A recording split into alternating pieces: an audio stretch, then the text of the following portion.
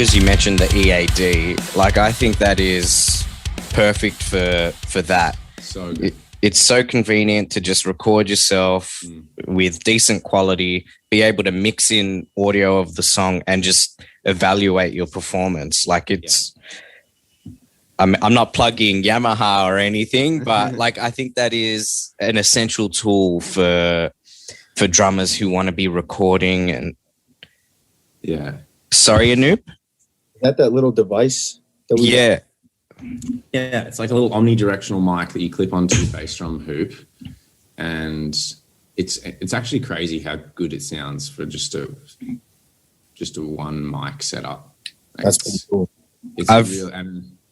You get there's like an app with it, so you can literally just like you need like one of the Apple camera card sort of attachments to a USB to plug it into your phone. That way you can just like film yourself and record the audio out of the interface straight to your phone, and then it just saves it as a video on your phone. Like that's cool. Super easy. So in this process, using the EAD was so fast.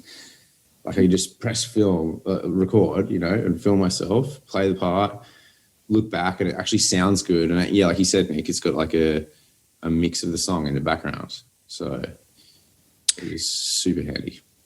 Man, believe it or not, like it wouldn't work in the setting you guys do with massive concerts and whatever, but in the cover band, I've used it just to mic the drums and put it through front of house as well. Do the same thing, yeah.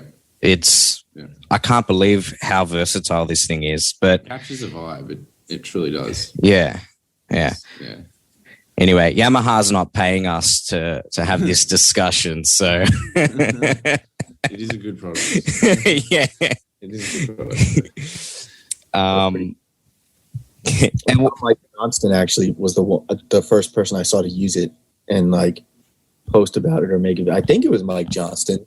Yeah, but I've always wondered if it would come in handy for just like quick little clips to post on social media or whatever. You know what I mean? It is the handiest 100%. Thing for that. It is pretty much made for that. Like obviously, if you were, without this, you probably know, and if like you're recording your drums into Ableton or Pro Tools or whatever, if you're doing like an Instagram video or whatever, and then you're filming, however, maybe just have one angle filming, then you might have to throw all this into Final Cut, right? And then line it up, bounce it out, where this is just doing it on your phone. Like, that's I think it's just very, very intuitive and so it just happens so quickly. That's really cool. Super easy to use. Yeah.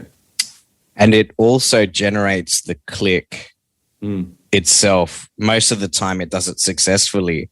So you can have you've got the click going along the song as well. Yeah. It like analyzes the song that you import and it will throw a click over it. Although it's not 100%. Yeah, that's right.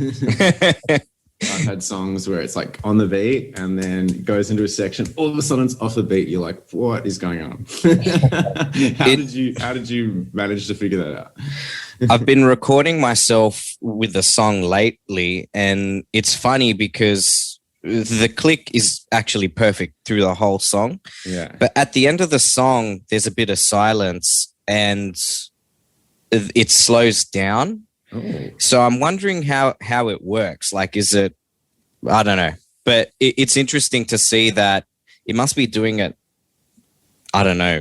I have no idea. Yeah, but it's got to be analyzing the drums. That would be the most obvious thing to sort of like snares. Yeah.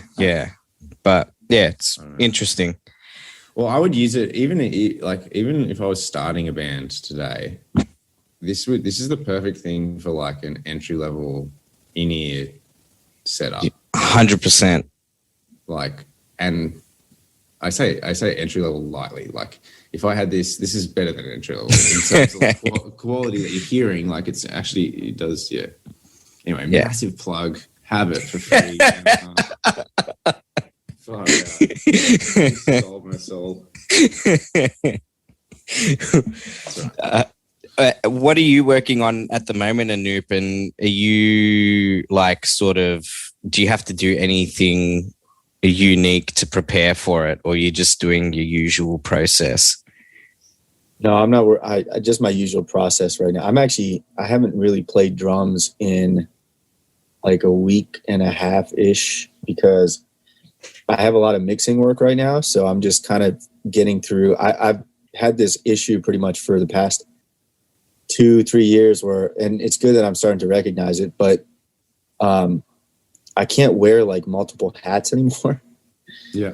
You know, like I have to very much just be like, okay, I'm in mixing phase. I need to do these projects, get them out of the way. And then once they're done, I can move on. And it kind of helps because when I'm, working on these mixing projects right now, I'm like all in it, Yeah. It's not like 50% of me is in it. And I know, I need to go practice something later because I want to do some video stuff or whatever it might be.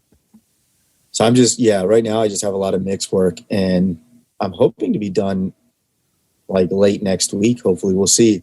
Cool. And then once that's over, then I have a little bit of session work. And then once that's done, hopefully I can start working on my own stuff again. So nice.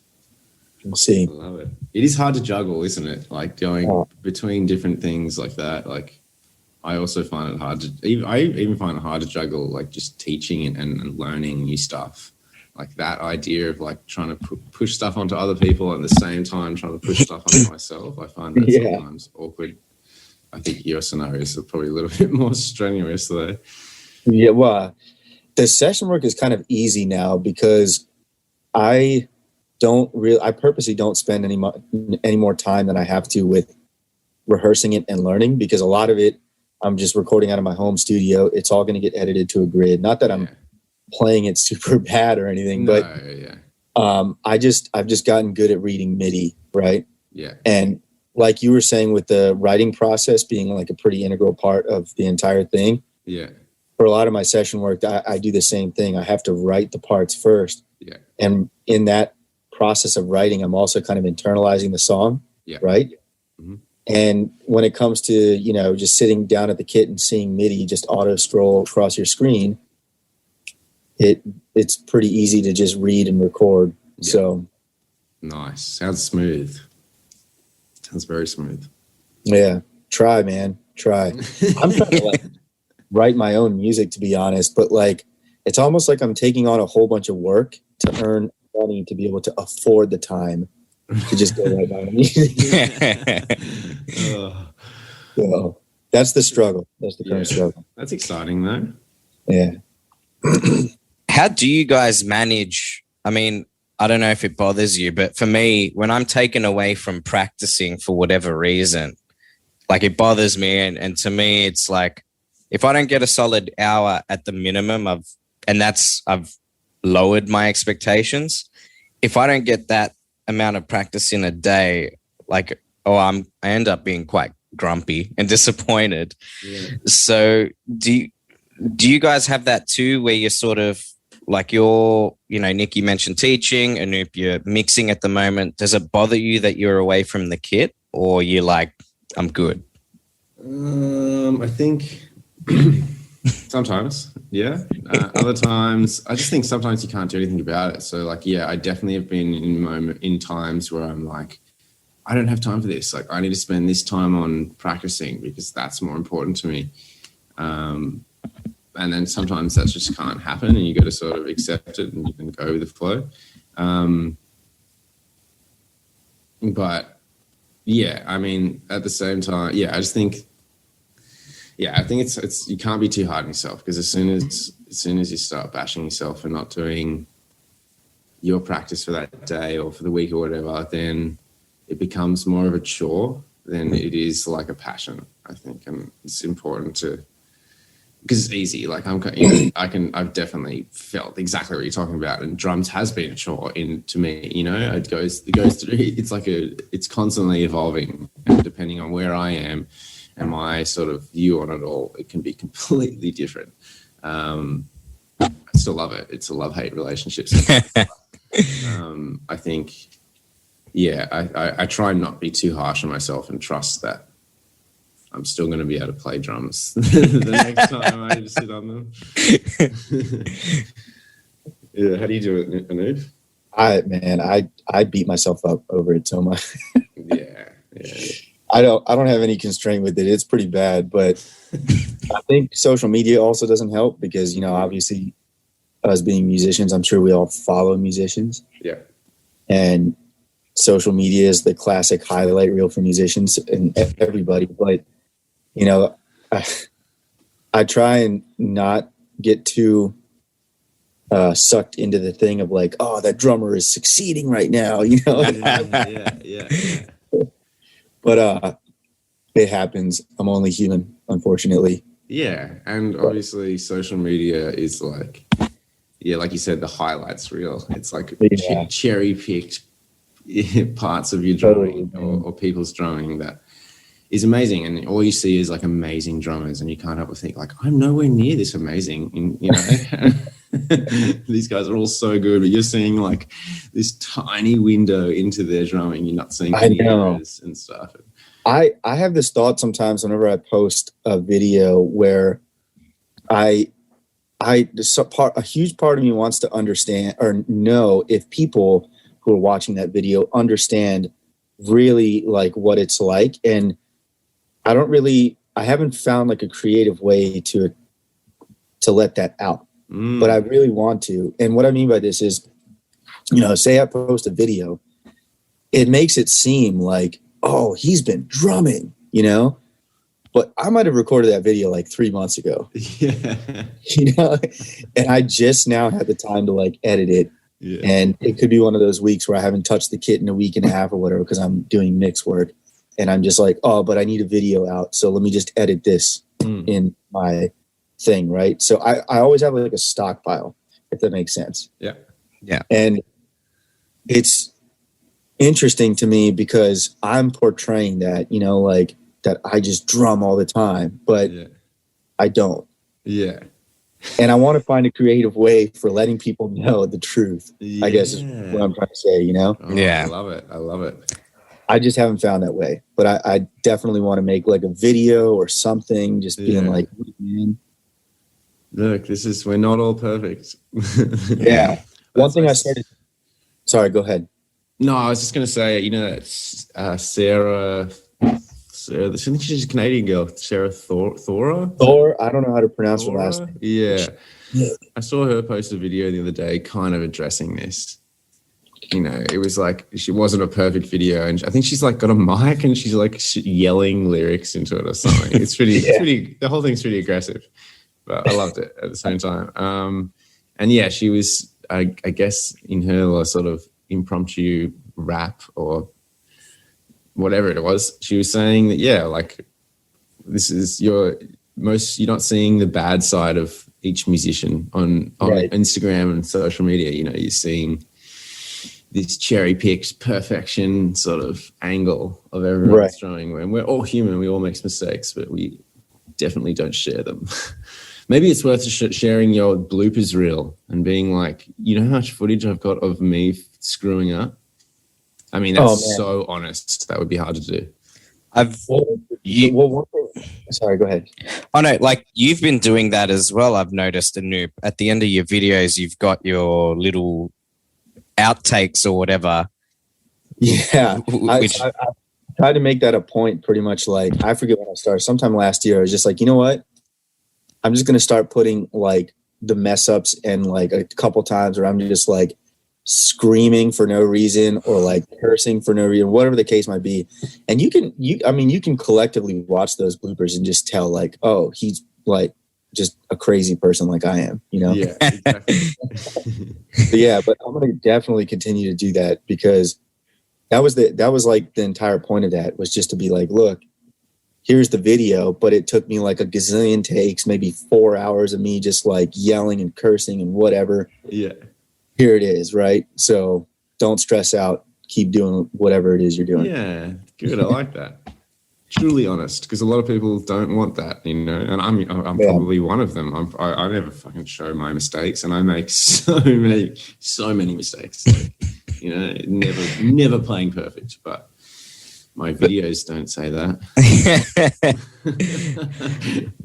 But going back to your original point, Anup, and with people being aware of this, I guess, lack of perfection in reality, is that when we chatted last time, even I had never thought about it. Like, I just would see drummers on social media and be like, holy shit, like, this guy's incredible, or this girl's amazing. Like, I can't believe it. And how am I ever going to be comparable?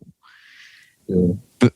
But it was like, I guess, really nice to realize that, you know, like you said, Instagram or Facebook is only a highlights reel, and you don't often get to see the reality or what goes on behind the scenes. So, like, it'd be good to get this sort of awareness out to people, especially like performers, whether it be sports people or musicians, like, because it could work against people in that they might just be like, well, shit, I'm never going to be that good, so why even bother? Right. There's like this interesting thing that I've noticed where you have, you know, musicians that do this entire production of a video and whatnot and whatever and put it together. Something like that takes a lot of work, right? I mean, for my drum videos, I'll do so many takes, and I've completely given up on wanting to get a one take. Mm-hmm. It doesn't matter to me anymore. It's not that I don't think that's not cool or anything. It just doesn't matter to me. Especially if it's a song that I'm only ever going to record once for the sake of a video. Totally. Yeah. So I'm just like, okay, I messed up. Let me start here and then start the cameras over again. Let's go. Okay, I messed up. Start the cameras over. Let's go. Yeah. And I just work my way through it. And, you know, so there's that part of it. And then the second thing is just posting a video of, let's say, I don't know, natural camera audio, and just going to town or whatever to show, like, look, like, I can still play drums and I'm not totally shitty, right? Yeah. But I think that doesn't really say much in the end, because I think showing people the frustration that it takes to get something like that production is a lot more of an interaction. Does it make sense? Yeah. You know, like, it's a little bit more human, I guess. Yeah. Right? Yeah. Than See just the emotion that it provokes. Yeah, you're like letting go of drums for a second, because anyone who does anything can experience those same things, right? Yeah. So I guess that's the whole thing with what I was saying, was like, I want to find more creative ways to display that, you know, not just displaying like, here's me drumming with just camera audio, which I do also want to do more of as well, just so it's filtered, uncolored, unedited, and none of that, right? Yeah. Interesting. I like it. I really like it. I wanted to show the flip side of this whole scenario, which everyone's subtly burying, pushing it under the rug, saying, no, we're all perfect. This didn't take 20 takes. This is one clean take. That's the thing, Bring a little bit of human back into it, I guess. Yeah. In the world of edited, perfect drums. Well, when you think about it as well, like, if you ignore social media and you think about recording sessions, at just recording for an album or whatever, like, it's highly likely that, like, you guys can nail it and whatever, but how many times would the general drummer have to redo a take or whatever to get it sounding right? You know? Probably the same amount as me. Like my point is, why is there now such an importance on uploading it to social media to get it perfect, when in the recording studio, where no one sees it except your band and the engineer, it is sort of, you know, like, you do a few takes, get it close enough and move on. Do you get what I'm saying? It's like, so I don't know. Maybe there needs to be like not a documentary, but like an article from someone about how why there's suddenly more of an importance on social media and the visual aspect as opposed to just musicians recording in a studio. Yeah, it's very important. I think the production quality just is how people like to see stuff. Yeah. I mean, if I look back, and the whole reason why I even started doing YouTube videos was really so I could just potentially either get a gig that could get me to travel and play music or meet other musicians.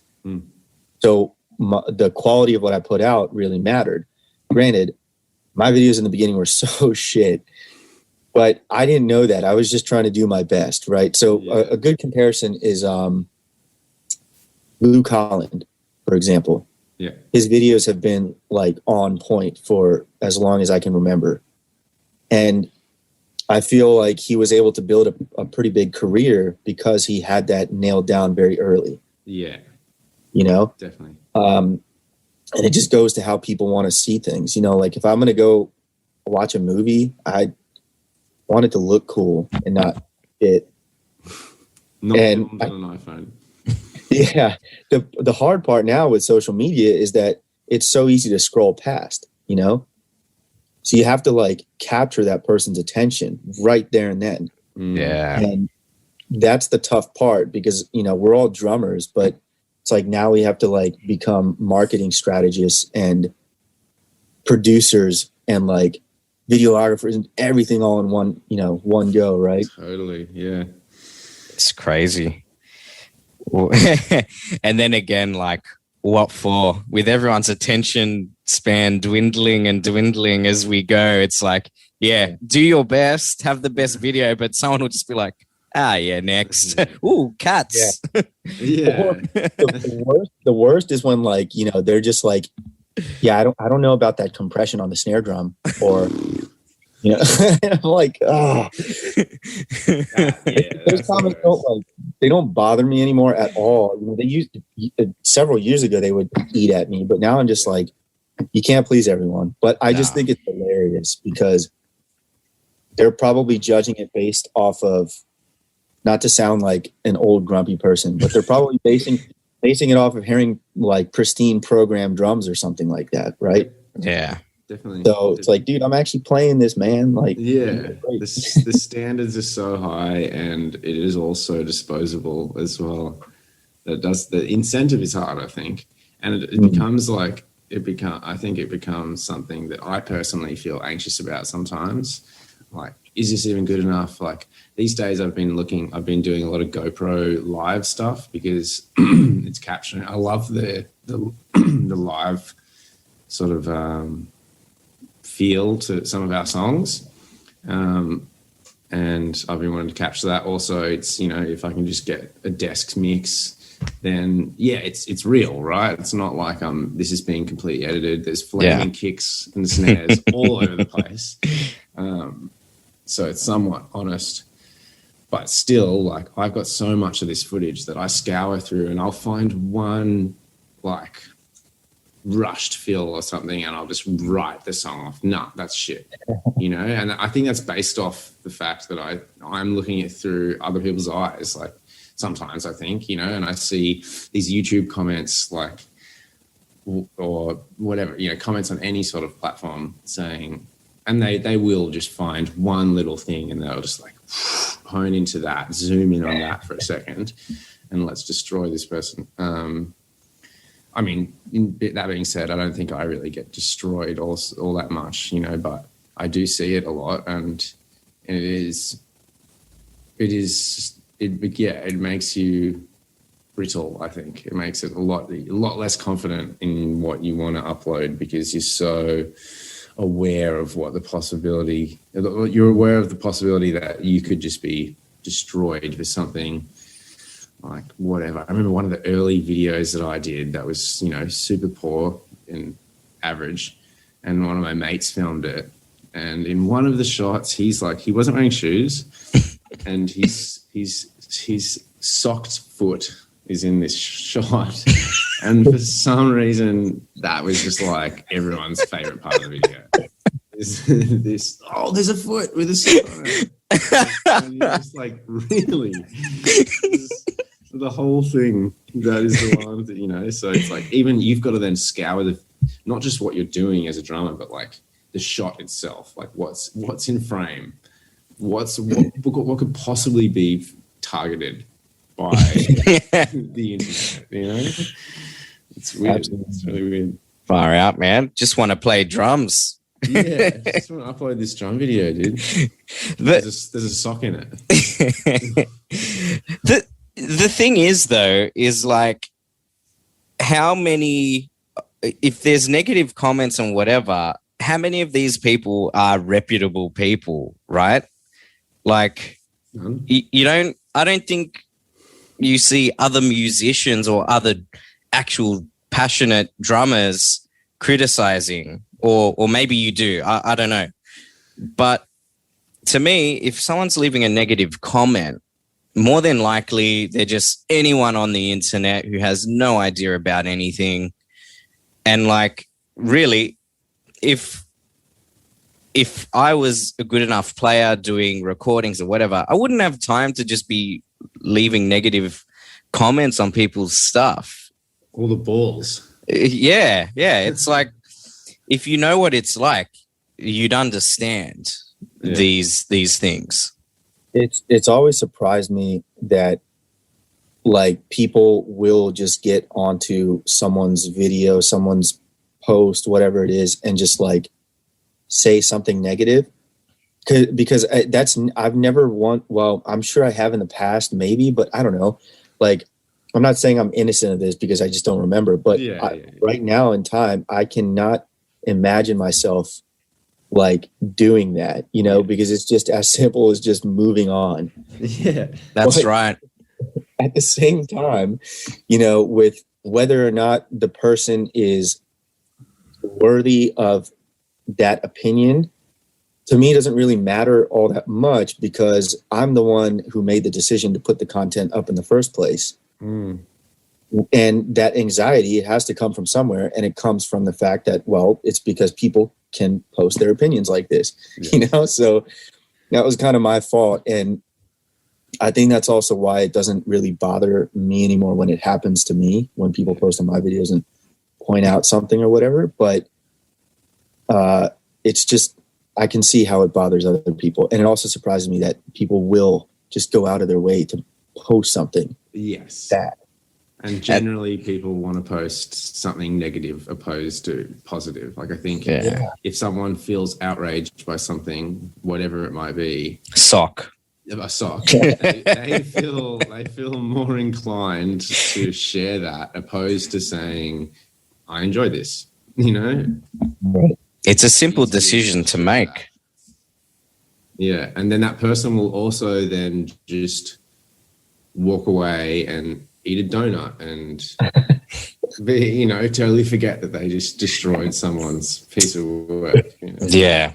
I think we've lost Nick. Oh, no. Oh, really? Oh, he's back. He's back. Oh. He's back. Cool. Yeah, but I heard all that. For a second. It's okay. Yeah, cool. Sorry. Yeah. Dangerous world online is, where people have, you know, they're behind the safety of their keyboards and they're untouchable. Yep. Mm-hmm. Yeah. Back to the production thing that we were talking about earlier. I actually just said this when I was chatting with some other friends the other day. And, you know, you put all of this time and effort into, let's call it a production, whatever it is, a drum video, a song, music video, who knows, just a production. Part of me at this point now, I'm just like, it used to, you know, maybe 10 years ago, it would upset me, right? And I'd be like, oh, you're like selling out or whatever. Now I'm just like, no, I hope that the internet chooses you because I see what you're trying to do. I'm in the same boat. Yeah. I hope you get chosen. You know what I mean? Like, I hope the algorithms choose you. And you know? Like, and that ties into our whole thing with the positivity thing, right? It's like, even if I don't like it, you know, like if a musician plays something that I just don't agree with or I don't like, it doesn't matter because regardless, I want them to do well. Yeah. That's really nice. Oh yeah. It's like going back to the well, I mean, we're still on the topic of negativity, but, and what you said, Nic, like people have the power to literally ruin someone's day, or they could either just keep their mouth shut or even just find something small that they liked about the video. If you feel like it's your responsibility to comment, then may as well make it something positive. Yeah. Like, you know, it just shows as well what type of, it shows more about the person commenting rather than the person who's uploaded the content. Oh, of course. And I think that, like, it's like I said, I think it's just like if someone's outraged by something or whatever it is, it's just so much easier to for that person to then share that opinion because they're filled with emotions. And yeah, have to get this out. Whereas someone who's sitting there really enjoying it, they're going to just enjoy, you know, the dopamine hit and be like, oh, cool, enjoy it. And then, you know, the next video just might come up and play straight away. And all of a sudden they're enjoying another video. You know, they're not, I don't feel like they're as inclined to share their opinion. Whereas, yeah, someone hates something, they're going to smash that space bar, stop the video, find the time of where this thing happened and post a comment like, bang, you suck, you know? And that's weird behavior, but it's more common than the positive behavior. Let's change this, internet. Well, yeah, that's right. Yeah. But I think, like, generally speaking, I forgot what the statistic was, but you're more likely to tell like 11 people about a negative experience than tell 3 people about a positive experience. I read something like that somewhere, and I'm like, that it makes total sense given what we're talking about now as well. Yeah, I guess you know, human. If you go through something bad, you want to get it off your chest, and it makes you better once you've done that. Maybe it's something to do with that. Yeah. Which is healthy to do. Yeah. Don't bury things. So keep hounding us with it. It's good for your mental health.